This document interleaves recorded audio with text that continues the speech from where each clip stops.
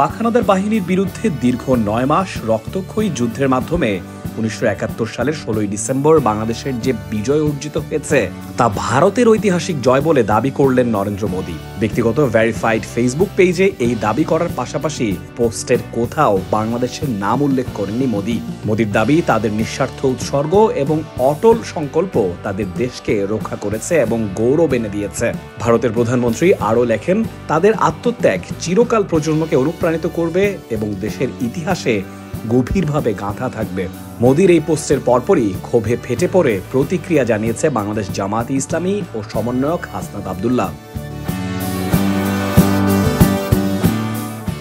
সামাজিক যোগাযোগ মাধ্যমে এই পোস্টের প্রতিক্রিয়ায় ক্ষোভ ছেড়ে হাসনাত লেখেন, মোদীর এই পোস্ট বাংলাদেশের সার্বভৌমত্বের জন্য হুমকি স্বরূপ। মোদীর পোস্টের স্ক্রিনশট দিয়ে নিজের ফেসবুক পোস্টে হাসনাত লিখেছেন, এটি বাংলাদেশের মুক্তিযুদ্ধ। পাকিস্তানের বিরুদ্ধে বাংলাদেশের স্বাধীনতার জন্য এই যুদ্ধ সংগঠিত হয়েছিল। কিন্তু মোদী দাবি করেছে এটি শুধু ভারতের যুদ্ধ এবং তাদের অর্জন। তাদের বক্তব্যে বাংলাদেশের অস্তিত্বই উপেক্ষিত।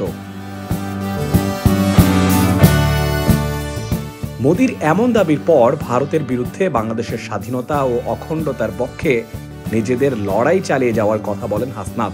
তিনি আরও লিখেন, ভারতের এই হুমকির বিরুদ্ধে দেশের মানুষকে লড়াই চালিয়ে যেতে হবে। বিশ্বস্ত সূত্রে জানা যায়, মোদীর ফেসবুক পোস্ট নিয়ে ক্ষোভ ছেড়েছেন বাংলাদেশ জামায়াতে ইসলামের শীর্ষ নেতৃবৃন্দ। তারা বলেন, ভারতকে বাংলাদেশের মানুষ বন্ধু ভাবলেও প্রকৃতপক্ষে ভারত কখনোই বাংলাদেশের বন্ধু ছিল না। তারা সবসময় নিজেদের স্বার্থকে সবার উপরে রেখেছে। এখনই সময় ভারতের এসব বক্তব্যের যৌক্তিক উত্তর দেওয়া। হাসিনা সরকার মোদীর পা চাটলেও জামায়াতে ইসলামী চোখে চোখ রেখে ভারতের অপপ্রচারের জবাব দেবে। এছাড়াও জামায়াতে ইসলামের আমির ডাক্তার শফিকুর রহমান বলেন, বাংলাদেশের সার্বভৌমত্বের উপর আঘাত হানে এমন কোনো কিছুই বরদাস্ত করা হবে না।